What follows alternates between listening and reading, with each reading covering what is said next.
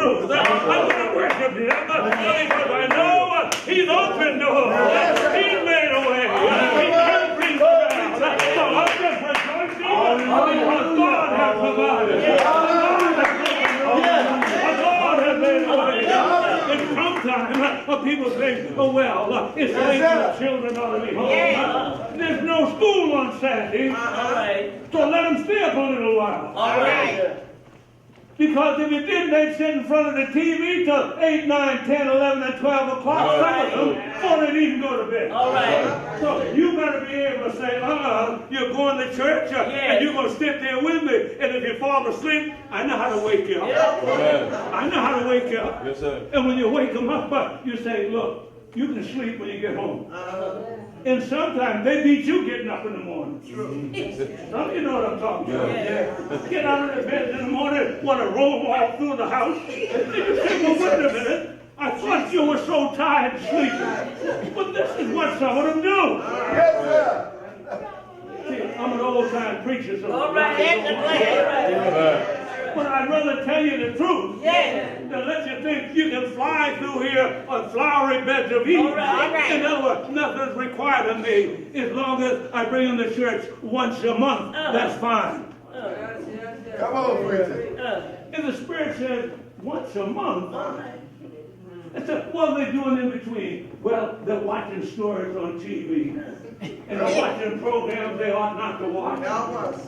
And I don't have anything on there preventing them from watching those programs. They hear all about these things in school, so they come home and try them at home. Come on. Remember, when you let the school run your household, you're going to have nothing but trouble. All right. Amen. That's right.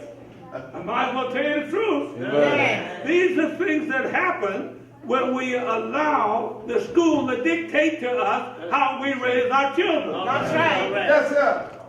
I heard one situation when the woman said that the child said, I'm going to tell the school how you treat me.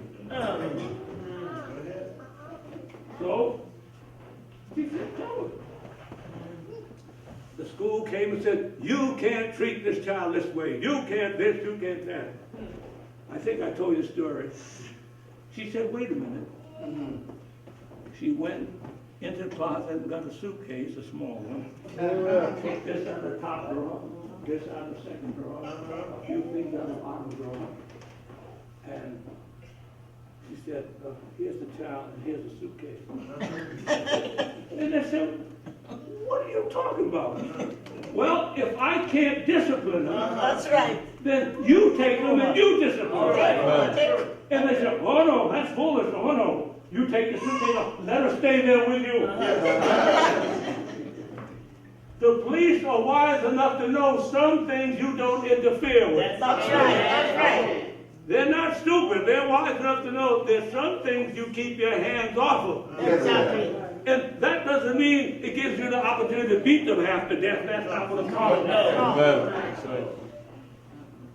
Your children should be such that if you say no, that's no.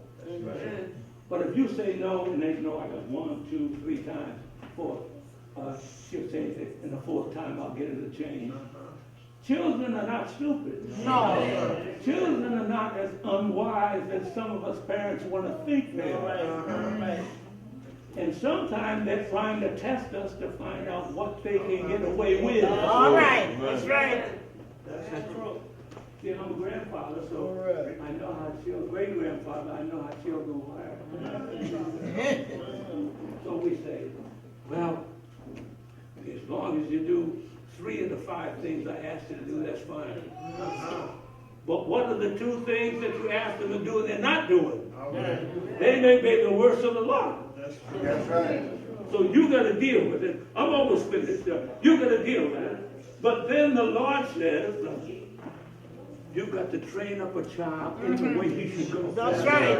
And when he, and I'll use he or she is old, they will not depart from it. At least if they depart from it, they can never say that you didn't train them and didn't tell them. They made the choice decisions of what they want to do. That's right. You get teenage daughters want to do whatever they want to do, but as long as they live in your house, you should have some jurisdiction over them. All right. That's right.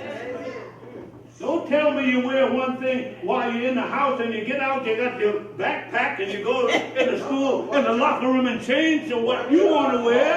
All right. Because you want to surprise somebody or want the boys to take a look at you. Come on, I'm preacher. over. I'm over, Phyllis. Yes,